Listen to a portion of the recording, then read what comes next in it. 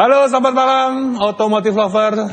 Jam kita selalu. Kalau malam, kita hadir buat berbincang-bincang, ngobrol-ngobrol seputar otomotif. Tapi kali ini, saya bosen ngomong mobil. Kebetulan bincang tamu ini udah kenal dari lama ya. Tadi dipertemukan lagi sama dunia sekarang. Yuk, kita kembali lagi di Bincang Otomotif Fueling Your Automotive Passion. Bareng saya Junoha dan partner saya Ko Steven Kosasi. Ko Steven Kosasi. Halo bro, Gimana kabar? Ini sahabat lama. Ketemu lagi. Ternyata nggak jauh-jauh, dunia itu sempit. Jauh-jauh dari Malang. Ya. Dari Malang datang ke Surabaya demi hadir kita ngobrol-ngobrol soal kamera fotografi. Ya. Karena kita dulu kenalnya di sana. Jadi for the information, Automotive Lover, kita ini dulu tuh satu komunitas fotografi yang dinamakan tuh dulu BIMO, ya hobi motret nggak salah. Nah itu dulu eventnya tuh di hotel, jadi hunting gitu. Terus di hunting itu ada banyak model gitu loh. Nah kita motret itulah, ketemulah sama Om Bintoro. Gimana, sehat? Sehat. Sehat makin makmur. Makin subur. Makanya sempat pangling juga. Tapi olahraga sekarang olahraga apa sekarang? Olahraga saya sempat olahraga sepeda. Nah benar sepeda. Di Facebook lihat tuh, Gila sepeda juga. Iya. Jadi kan hobi saya macam-macam dari dulu. Masih pertama foto. audio. Oh dulu ya. Audio mobil. Terus foto juga. Fotografi. Terjun. Bener. Jadi semua tuh otomotif dulu tuh semua yang ikut kamera cuma standaran, lensa pendek. Dia sendiri bawa tele gede. Gak tau mungkin show off atau apa, mungkin dia emang di era itu gitu ya. No play. Iya, gak main-main. Sukanya begitu. Langsung besar, langsung 7200. Dari kayak dari tontonan itu. Apalagi sama model dekat banget. Udah jauh deh, semua pada deket-deket semua lensa pendek gitu doang. Udah oke, bagus aku. Bintoro. Jadi selain pertama dulu hobinya adalah audio, terus baru fotografi, sempat main RC juga. Oh, RC juga main. RC juga main. Saya sempat jadi ketua asosiasi RC Jawa Timur. Jawa Timur, saya pernah bikin acara lomba untuk bagi ya, 1/8 yang mesin bagi itu kelas Asia Pasifik pertama di Indonesia. Pernah di Malang, itu juga kita terjun pol-polan. Berarti di Malang sudah ada itunya ya? Dulu ada tracknya. Ada tracknya. Tahun 2002-an ya, 2002-an sampai 2010-an terakhir juga. Habis itu ya udah kita sempat ikut kejuaraan dunia juga, dapat champion juga. Nah terakhir udah mulai jenuh, bosen, turun lagi, animonya turun lagi, karena itu kita bosen lah, adrenalin udah nggak biasa kan kita nyetir radio itu kalau yang itu kan adrenalin berasa ya, iya, dredeg gitu, berasa ngebut lah. Lama-lama kayak kurang ya. Udahlah, selesai, kita ganti lagi apa nih? Ganti lagi sepeda. Oh, sepeda sama saya juga dari awal sepeda selalu juga ngerakit sendiri. Totalitas tuh ya. Memang secara fisik saya bukan yang kuat banget ya. Tapi saya hobi melajari part-part sepeda. Jadi mulai yang murah sampai yang mentok jedok saya punya. Pernah nyoba. No play. Jadi intinya saya semua hobi saya rata-rata didalemin. Nyebur mentok dok. Itu bukan. Nah, kita ngomongin hobi tapi kita lupa perkenalan dari bengkel mana ini. Jadi kita hari ini adalah membahas ini seperti yang di baju dipakai tuning. Om Bintoro, tolong ke Automotive Lover diperkenalkan. Ya, nama saya Bintoro dari Dinoyo Putra Auto Tuning atau biasa dipanggil DP Auto Tuning. Kadang juga kalau sama teman-teman dibilang Koping gitu ya. Koping. Jadi kita spesialis di mobil diesel. Mobil diesel kita bengkel resminya Denso dari Jepang ya. Yang megang untuk reparasi injektor dan pompa Denso. Alamat bengkelnya? Alamat bengkel saya di Marta Dinata 109. Malang. Untuk medsosnya di DP_autotuning_diesel service. Itu IG dan TikTok, YouTube mungkin. Sama. TikTok ada DP Auto Tuning juga. Tinggal searching aja ya. Pokoknya di searching DP Auto Tuning gitu juga pasti muncul lah. Pasti ada kok. Oke Om, ini waktu sebentar lagi habis.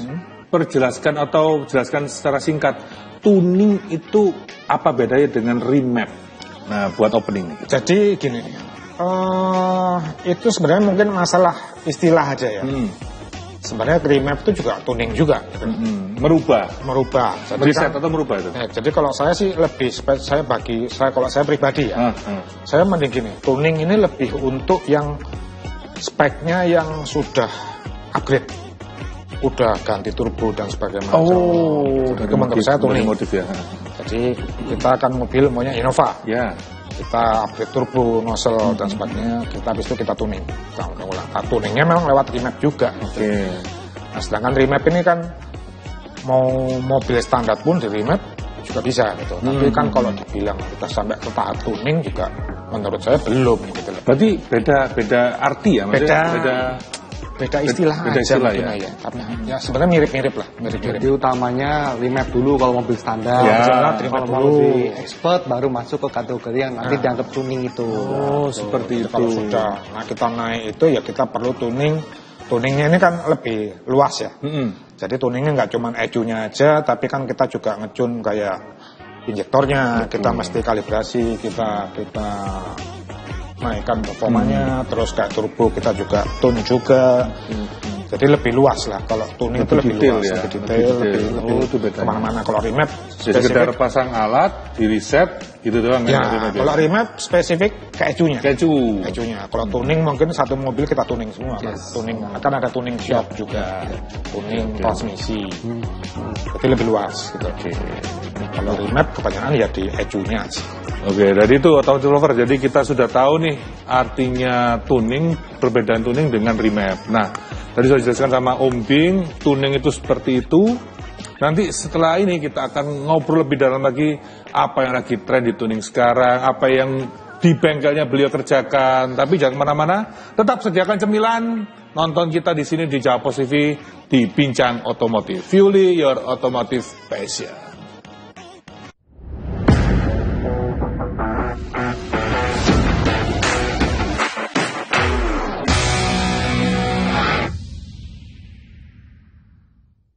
Otomotif Lover, kembali lagi di Bincang Otomotif. Langsung aja kita lanjut lagi ngobrolan bareng Om Bing ini. Seru ya kita bahas soal tuning. Oke, Om Bing, kenapa dirimu akhirnya masuk nih ke dunia pertuningan nih, kenapa nih? Jadi gini,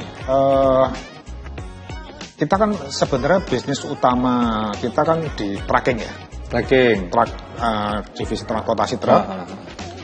Kan dari zaman orang tua ya, dari papa itu kan kita punya truk sendiri, terus disewakan gitu? Ya, untuk sewakan untuk muat barang-barang pabrik ya. Logistik. Semacam logistik, kargo, benar-benar. Nah, zaman tahun segituan 68, 70-an itu papa kan udah buka. Terus waktu itu kan gini, kalau dulu kan di diesel ini kan ada namanya bospom. Buat untuk ngatur injektornya. Oh iya, nyemprotin injektornya. Kalau dulu kan masih zaman mekanikal, jadi kayak ada semacam mesin dalam mesin. Jadi ada alat kecil segini, seginian lah macam-macam. Itu kan untuk membagi kapan waktunya nyemprot. Iya. Gigi 1 atau gigi 2? Bukan satu. Jadi kan mesin biasanya 4 silinder atau 6 silinder ya. Kan pasti gantian, nyemprotnya kan gantian. 1, 2, 3, 4, 6 itu gantian. Nah, itu yang bagi kapan waktunya nyemprot, waktu itu adalah bospom. Bospom. Terus kalau zaman sekarang sudah yang modern sejak 2004-an udah mulai keluar ya, pakai ECU. Jadi fungsi bospom ini sudah mengecil menjadi cuman pompa aja. Cuman memberikan tekanannya kan besar kalau diesel ya. Nah, yang menentukan kapan buka tutupnya dari ECU ini. Yang ngatur Nah, kalau dulu kan memang yang zaman dulu kan kalau kita mau naikin tenaga ya bospomnya utak-atik. Ya, tinggal dibesarkan atau dikecilkan ya. Sejak zaman yang ECU ini kita mau nggak mau ya harus utak-atik ECU-nya.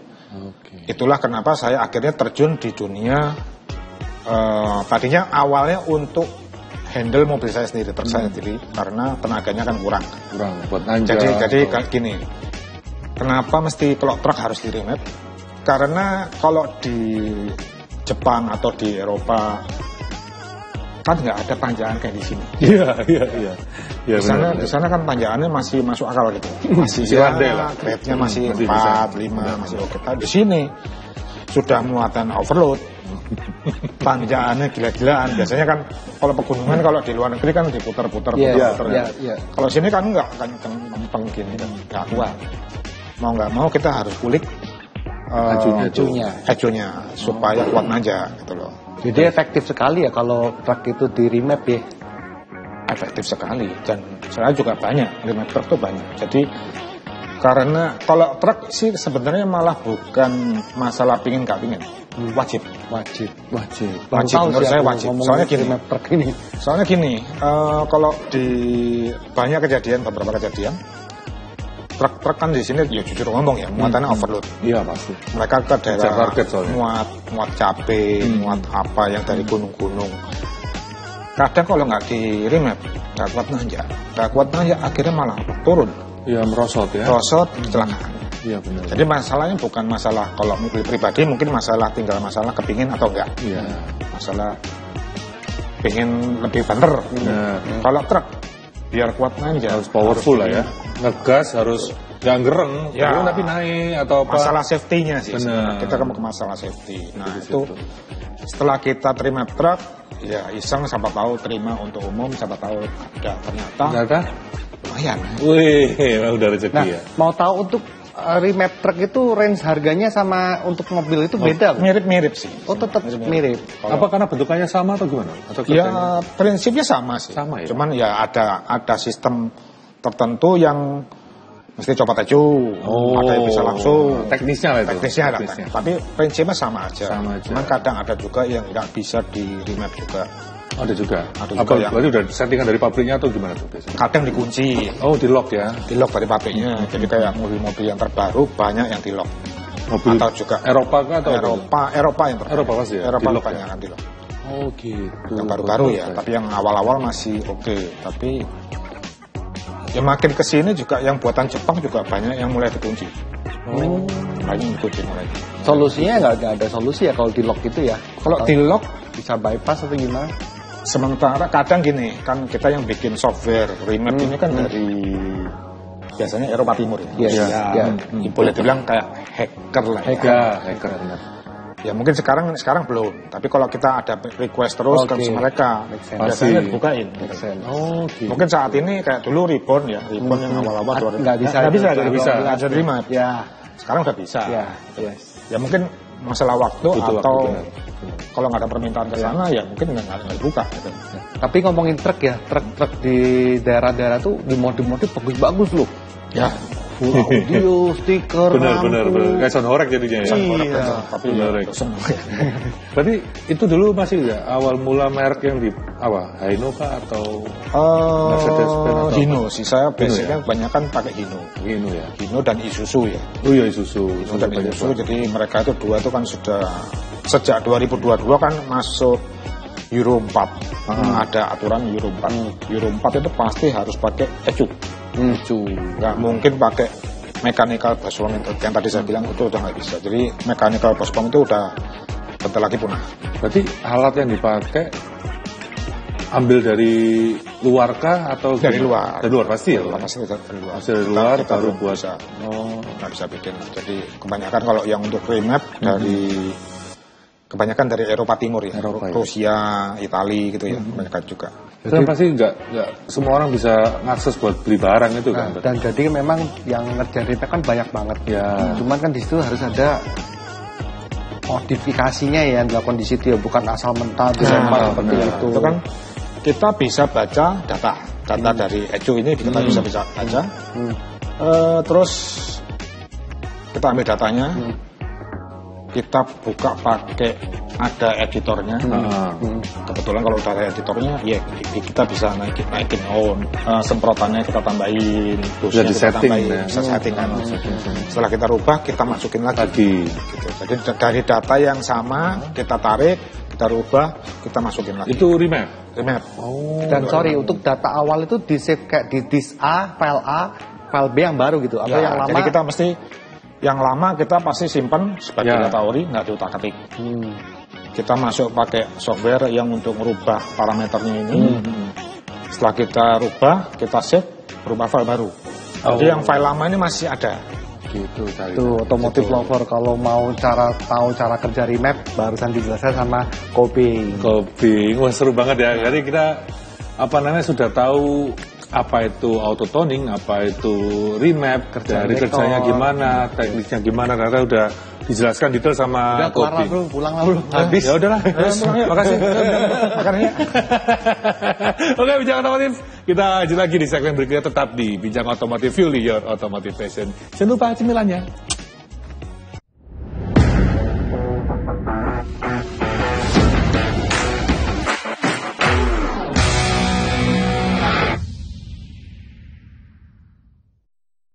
Oke, halo Bincang Otomotif, balik lagi di Bincang Otomotif Fuel Your Automotive Passion. Bersama saya Juna dan partner saya Ko Steven Kosasi. Ko Steven, apa yang mau ditanyakan ke Om Bing nih? Kalau dilihat dari prestasinya dan penjelasannya sih memang senior banget kalau saya bisa ngomong suhu sih. Dari zaman masih ini loh, apa tadi Pospom agak sampai ke arah ECU. Betul. Dia udah ngoprek menguasai sekali. Jadi saya dari kecil, saya lahir udah dengar suara diesel. Iya. Kamera aja dioprek apalagi. Kamera. Jadi infrared kan? Iya. Itu ada dijual nggak sih atau memang modif sendiri? Enggak, modif dulu. Dulu ada yang namanya Om Harlin dulu. Ya. Om Harlin. Akhirnya udah terkenal lah ininya, teorinya. Ternyata ada ini ngoprek cewek. Dia punya sendiri. Enggak ngoprek cewek lah saya.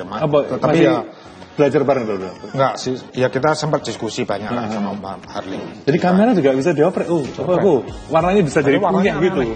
Warnanya aneh, bener. Warna body atau warna? Bukan, warna hasil jepretan. Hasil jepretan itu jadi infrared gitu. Jadi aneh-aneh. Jadi daun kan hijau nih. Oke. Ini jadi warnanya kuning, puyeh gitu, bagus. Kalau mau buat tembus baju juga bisa. Bisa, terus pembuluh fan-nya bisa kelihatan.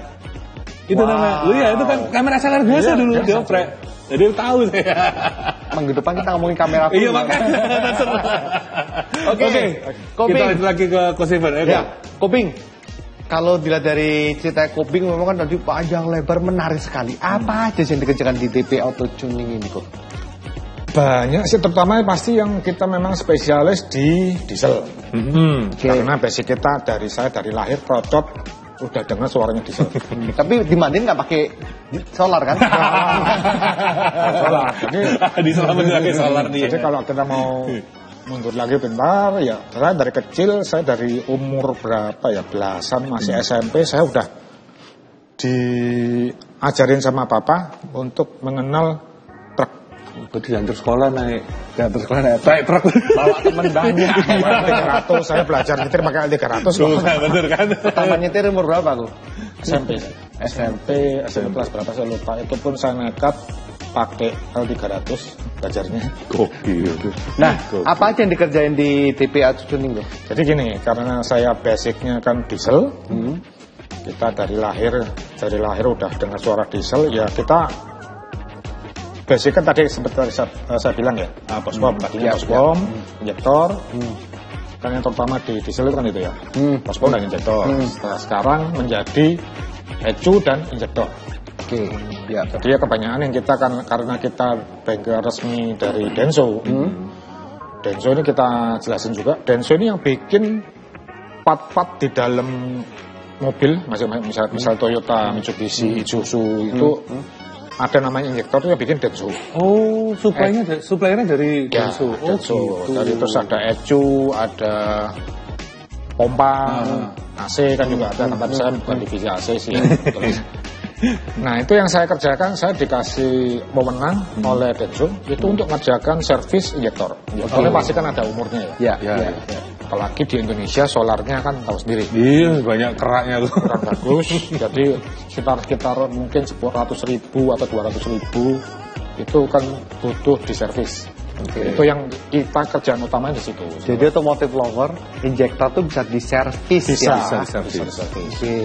Jadi kita nggak perlu ganti baru, asal nggak terlalu parah ya. Kalau terlalu parah mungkin ya mau nggak mau ganti baru. Mahal nggak untuk ganti baru itu? Nah iya tuh. Kalau ganti baru sih lumayan mahal.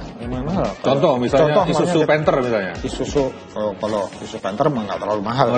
Ya kan murah. Innova kita ngomong Innova lah. Innova mungkin kalau di dealer ganti utuh mungkin bisa 1 biji belasan juta. Lumayan. Belasan juta 1 biji. Nangis sih. Kalau 4 ya tinggal dihitung. Ya. Terus pompanya juga kalau di sana juga mungkin 20 berapa juta. Jadi kalau servis itu kalau sampai rusak semua ya lumayan. Tapi dia lifetime-nya tuh berapa ratus ribu kilo biasanya dengan BBM yang kurang bersih ini ya? Jadi rata-rata sih saya perhatiin di 100.000 sih kita mulai sudah harus waspada ya. Tapi selama maintenance-nya bagus, jadi kalau kita tiap 5.000 kilo ganti oli, terus kita ganti filter, itu akan awet sekali. Rutin filter. Jadi jangan sayang-sayang, ganti filter masih bagus ya, biasanya gitu tuh. Mending apalagi kalau solar yang murah. Ya. Udah wajib 5.000 ganti. Nggak perlu yang original yang gimana, tapi cukup merek-merek yang mungkin yang biasa tapi bagus ya. Bukan jangan yang KW. Ada juga merek yang lain tapi KW. Bisa tips bagus banget ini. Merek yang mungkin tertentu lah, ada yang di pasaran banyak. Sakura itu bukan? Sakura boleh, Denso juga ada, Bose ada. Tapi jangan KW pokoknya. Ya. Soalnya kayak Sakura juga ada yang KW. Udah dikawin lagi. Udah murah dikawin. Iya, udah dikawin lagi. Ada itu.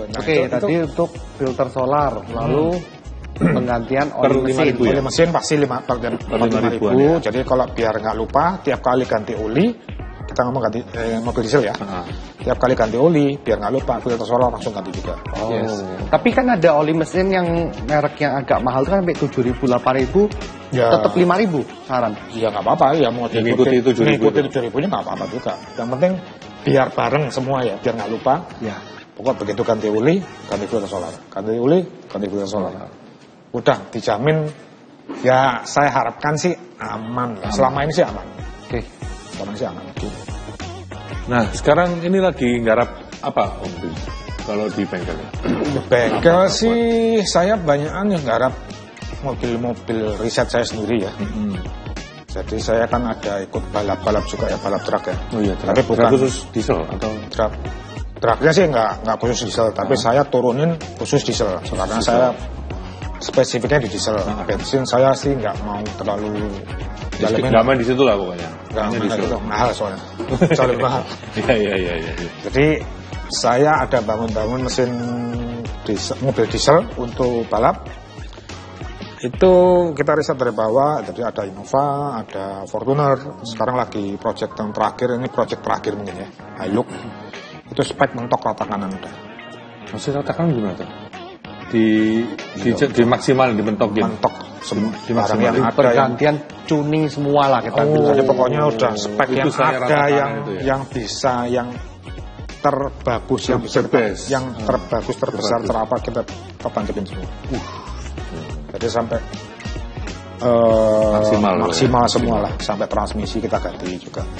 Berarti emang ini ya, Automotive Lover Om Bing ini emang benar-benar spesialis diesel. Jadi kalau buat Automotive Lover yang nonton ini bahas apa sih? Ini tentang bahas tuning mobil diesel ya. Dan jadi fotografi.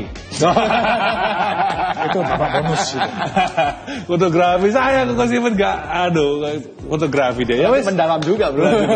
Seru. Oke, jadi habis ini kita akan lanjut lagi. Jangan kemana-mana, tetap di Bincang Otomotif.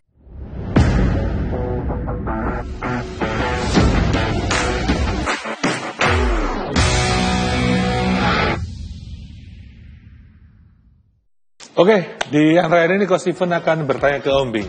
Silakan Coach Steven. Ya, Kobing. Jadi ini sesi ini adalah tips dan trik buat yang awam yang kepingin mobilnya tetap perform. Ya. untuk harian dan untuk balap. Nah, gimana caranya? Jadi gini, kalau untuk harian saya yang banyak itu ya mungkin kita remap aja cukup. Remap harian aja cukup, nggak perlu ganti yang aneh-aneh. Itu pun sudah pasti lebih enak. Terus buat balap juga enak. Itu yang banyak kita lakukan ya. Jadi remap harian, tapi bisa buat balap tipis-tipis. Jadi juga part-partnya juga hati-hati, penggantiannya mungkin bisa diganti injektornya, gitu lebih enak, tapi masih lebih aman. Kalau injektor semahal yang tadi harganya itu ya? Injektor nggak terlalu mahal sih. Injektor sih bervariasi kan. Injektor kan ada yang Denso Ori atau yang merek lain lah ya. Merek lain kita ya masing-masing punya kualitas tersendiri. Kalau mau sih ya kita pakai yang Ori Denso ya. Cuman kan memang kadang-kadang nggak semuanya ada. Tapi nanti dari yang ori itu dimodif juga? Enggak sih, jadi kita pakai, kalau itu kita pakai persamaannya. Jadi punya mobil, Ribbon ya, Ribbon 2 GD, diganti punya Fortuner 1 GD, lebih gede. Jadi naik itu, kalau dari situ nanti kalau dari 1 GD bisa cari mungkin punya truk, ya, papan lebih. Tapi sebisa mungkin kita pakai Denso. Tapi kalau nggak ada ya sudah. Jadi kalian ini nggak usah mikir jauh-jauh, nggak usah pusing, datang ke tempat Koping, DP Auto Tuning di Malang untuk konsultasi ya. Kalau di medsos sudah disebutkan tadi. Langsung kalau mau detailnya banyak sih. Jadi paketnya ini sebenarnya banyak banget. Nggak bisa dijelasin semua di sini. Mungkin langsung aja lah. Waktunya kita sesuai budget. Kita bisa sesuaikan lah.